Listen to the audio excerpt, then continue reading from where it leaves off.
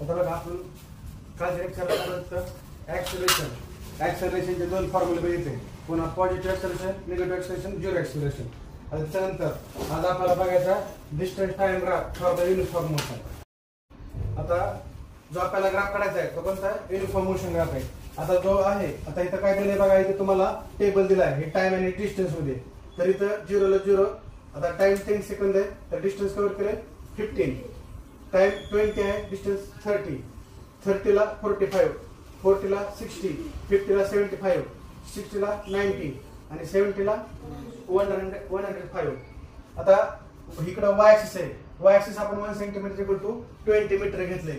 X axis आपण 1 centimetre equal to 10 second घेतलंय. मग ही आपला एक्स ऍक्सिस आहे. तर आपल्याला हा ग्राफ काढायचा आहे. आता 10 ला किती 50, तर इथं बरोबर ह्याच्यावर 50 आहे, इथं ह्या. त्याच्यानंतर 20 ला किती 30, 30 इथं. त्याच्यानंतर 30 ला किती 45. त्याच्यानंतर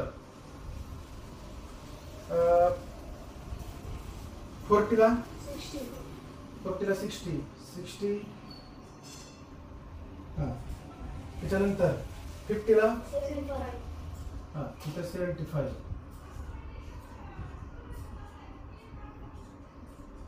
त्याच्यानंतर 60 ला 90.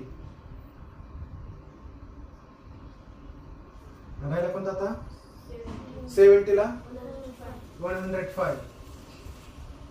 इथं 105 समजतंय. तर आता आपल्याला फक्त हे इथून काय करायचंय, जॉईन करायचे.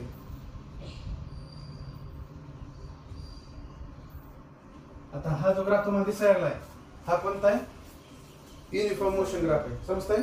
म्हणजे ज्यावेळेस आता युनिफॉर्म मोशन काय आहे, कशामुळे म्हणलं बघा, this type of motion which one object travel with the same speed same velocity. आता ऑब्जेक्ट जे ट्रॅव्हल करायला ते सेम स्पीड आणि सेम वेलोसिटी ट्रॅव्हल करायला, तर त्यामुळं आपला जो ग्राफ येणार आहे तो कसा येणार आहे, स्ट्रेट येणार आहे. जर वेलोसिटी चेंज झाली असती तर ग्राफ पण चेंज झाला असता, कर्व ग्राफ आला असता. पण या ठिकाणी काय झालंय, ऑब्जेक्टचा स्पीड जो आहे तो सेम आहे आणि त्याची वेलोसिटी पण सेम आहे, तर त्यामुळे जो ग्राफ यायला आहे तो कसा यायला आहे, स्ट्रेट यायला आहे. पुन्हा this means that object cover the equal distance equal time. तर ह्याच्यानं आपण काय सांगू शकतो की ऑब्जेक्ट काय करायला इक्वल डिस्टन्स इक्वल टाइम मध्ये कव्हर करायला आहे, तर त्यामुळे तो ग्राफ कसा यायला स्ट्रेट यायला आहे. समजते. म्हणजे ह्या मोशन मध्ये काय झालंय, ऑब्जेक्ट ट्रॅव्हल सेम स्पीड आणि सेम वेलोसिटी आणि object cover equal distance equal time, तर त्यामुळे जो ग्राफ यायला लागलाय तो कसा यायला स्ट्रेट यायला लागलाय. त्याच्यानंतर it said to be uniform motion, तर त्यामुळे त्याला आपण काय म्हणू शकतो, युनिफॉर्म मोशन ग्राफ म्हणू शकतो. समजते. तर हे झालं आपला कोणता, युनिफॉर्म मोशन. युनिफॉर्म मोशन मध्ये काय होते, जे type of motion travel the same speed same velocity. It means the object cover the equal distance equal time. It said to be uniform motion. आणि त्यामुळे तो ग्राफ सुद्धा कसा यायला स्ट्रेट यायला. आता आपल्याला बघायचा आहे नॉन युनिफॉर्म मोशन ग्राफ बघायचा आहे. आता नॉन युनिफॉर्म मोशन मध्ये इथं बघा काय दिलंय, टाइम हा जो सेकंद होता आणि इकडं कशामध्ये डिस्टन्स मीटर मध्ये दिलाय. आता इकडं 5 सेकंद आणि डिस्टन्स किती 7. 10 ला 10 वर, 15 ला 20, 20 ला 30, 25 ला 41, 30 ला 50 आणि 35 ला 58. आता आपण इकडे काय केलंय, हा एक्स ऍक्सिस आहे तुमचा, एक्स ऍक्सिस आहे, इकडे वाय ऍक्सिस आहे. आता आपण एक्स ऍक्सिस 1 सेंटीमीटर किती घेतलंय, 5 सेकंद घेतलंय. इकडे वाय ऍक्सिस वर 1 सेंटीमीटर किती घेतलंय, 10 मीटर घेतलंय. आता तुम्हाला इथं काय करायचंय, पहिल्यांदा आता बघा, आता इथं पहिल्यांदा 5 सेकंद, त्याला डिस्टन्स किती कव्हर केलंय 7.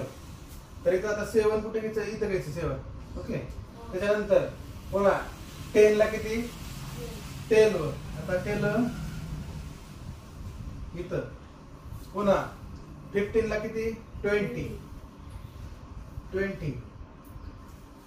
त्याच्यानंतर 20 ला किती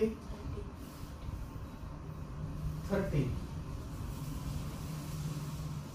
त्याच्यानंतर 25 ला 41. पुन्हा 30 ला 50 आणि 35 ला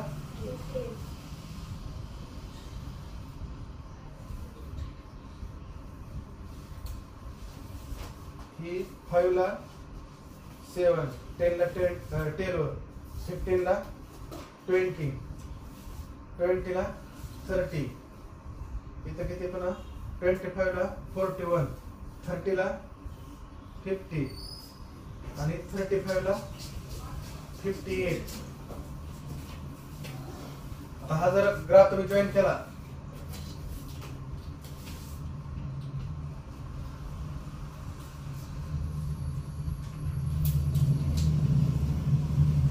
हा जो ग्राफ दिसायला आहे तो कसा दिसायला तुम्हाला कर्वड ग्राफ दिसायला. कर्वड म्हणजे कसा आता इथे बघा काय दिले the type of motion in which one object travel with the व्हॅरिड speed. म्हणजे एकच ऑब्जेक्ट आहे वेगवेगळ्या स्पीड मध्ये ट्रॅव्हल करायला आहे तर त्यामुळे त्याला it's said to be non uniform motion. त्याला आपण काय म्हणू शकतो नॉन युनिफॉर्म मोशन म्हणतो. आता स्पीड जर वेगळा असेल तर त्याची व्हेलॉसिटी सुद्धा वेगळा डिस्टन्स नाही ना समजते. कारण त्याचा स्पीड सुद्धा काय व्हायला आहे व्हॅरिड स्पीड म्हणजे काय वेगवेगळ्या स्पीड ना ऑब्जेक्ट काय करायला ट्रॅव्हल करायला आहे तर त्यामुळे it's said to be non uniform motion. त्याला आपण नॉन युनिफॉर्म मोशन म्हणू शकतो. This means that the object does not cover the equal distance equal time interval. आता त्याला आपण काय म्हणू शकतो की ऑब्जेक्ट जे आहे तर इक्वल डिस्टन्स इक्वल टाइम मध्ये कव्हर करत नाही तर त्यामुळे त्याला आपण नॉन युनिफॉर्म मोशन म्हणतो. समजते. आणि it's said to be curved graph. आता ह्याच्यात तुम्हाला ग्राफ असेल चाललाय कर्वड काढायचा. आता इथं ग्राफ काढलाय तुमच्या नोटबुक मध्ये तुम्हाला क्लिअर करता येईल. इथं आपण जर व्हाईट बोर्ड असल्यामुळे आपल्याला एवढा क्लिअर येत नाही तो. पण जर तुम्ही ग्राफ पेपर मध्ये काढला तर तुमच्या अशा कर्व लाईन येतात. समजतंय. तर हा डिफरन्स आहे. युनिफॉर्म मोशन मध्ये काय होतं की object travel same speed same velocity. पुन्हा काय होतं की इथं जे ऑब्जेक्ट आहे युनिफॉर्म मोशन मध्ये इक्वल डिस्टन्स इक्वल टाइम मध्ये इंटरव्हल मध्ये कंप्लीट करतो आणि त्यामुळे त्याला आपण काय म्हणतो आणि जो पाथ होता युनिफॉर्म मोशन ते कसा होता स्ट्रेट होता आणि त्यामुळे त्याला युनिफॉर्म मोशन म्हणतो. इथं काय व्हायला लागलंय आणि object does not cover the equal distance equal time interval आणि this path is called curve path. तुम्हाला इथं कसा पाथ येणार आहे कर्व पाथ येणार आहे आणि त्यामुळे त्याला काय म्हणत आहे नॉन युनिफॉर्म मोशन. समजतंय. तर हे आपण आज दोन बघितले ग्राफ कोणते युनिफॉर्म मोशन आणि नॉन युनिफॉर्म मोशन. डिफरन्स समजलं काय ते म्हणजे युनिफॉर्म मोशन मध्ये ग्राफ जो येते ते कसं येते स्ट्रेट येते आणि जे ऑब्जेक्ट आहे सेम स्पीड सेम व्हेलॉसिटी जाते आणि इक्वल डिस्टन्स इक्वल टाइम मध्ये कव्हर करते. नॉन युनिफॉर्म मध्ये काय व्हायला लागले जे ऑब्जेक्ट्स आहे व्हेरी स्पीड मध्ये जायला लागले. समजतंय. पुन्हा does not cover the equal distance equal time interval and it's said to be curve path. So this motion is called as a non-uniform motion. Here, the velocity time graph uniform motion is shown 1.7. आता train जे आहे ते uniform velocity न जायला लागली. Uniform velocity म्हणजे काय constant velocity न आणि एका आवरला 60 किलोमीटर अंतर कव्हर करायला लागली तर त्यामुळे युनिफॉर्म मोशन ग्राफ तुम्हाला दाखवलाय. तर इथं काय क्वेश्चन विचारतो तुम्हाला with the help of graph how will be determine the distance cover by the train between 2 and 4 hours. तर 2 आणि 2 to 3 and 3 to 4 hours ना ट्रेनने किती डिस्टन्स कव्हर केला आपल्याला काढायचे. आता 2 to 3 म्हणजे 1 hours, 3 to 4 1 hours म्हणजे किती झालं 2 into 60. आता एका तासाला किती गाडी कव्हर करायला लागली 60 किलोमीटर. तर 2 into 60 केलं तर किती आलं 120 किलोमीटर पर आवर. समजतंय. म्हणजे 2 तासामध्ये म्हणजे 2 to 3 आणि 3 to 4 म्हणजे आपल्याला 2 and 4 hours मध्ये विचारलंय की गाडी ट्रेनने किती डिस्टन्स कव्हर केला तर किती केला 120 किलोमीटर डिस्टन्स काय केला ट्रेनने कव्हर केला. And is there relationship between the distance cover by the train between 2 and 4 hours and area of particular quadrangle in the graph. तर तुम्हाला इथं रिलेशनशिप आहे का विचारलंय. Distance cover equal to the area of quadrangle म्हणजे यांच्याशी relationship आहे. जे डिस्टन्स कव्हर केलाय ट्रेननं ते इक्वल आहे कोणाच्या या क्वाड्रँगलचा. समजतंय. आणि तिसरा एक शेवटचा एक प्रश्न विचारला आहे what is the acceleration of train. ट्रेनचं एक्सेलरेशन किती असणार आहे 0 कारण सेम व्हेलॉसिटीने जायला लागली ट्रेन तर त्यामुळे त्या एक्सेलरेशन काय असणार आहे 0. प्रत्येक हावरला 60 किलोमीटर जायला लागली तर त्यामुळे त्या एक्सेलरेशन काय असणार आहे 0 असणार आहे. आणि तुमचा जो ग्राफ आहे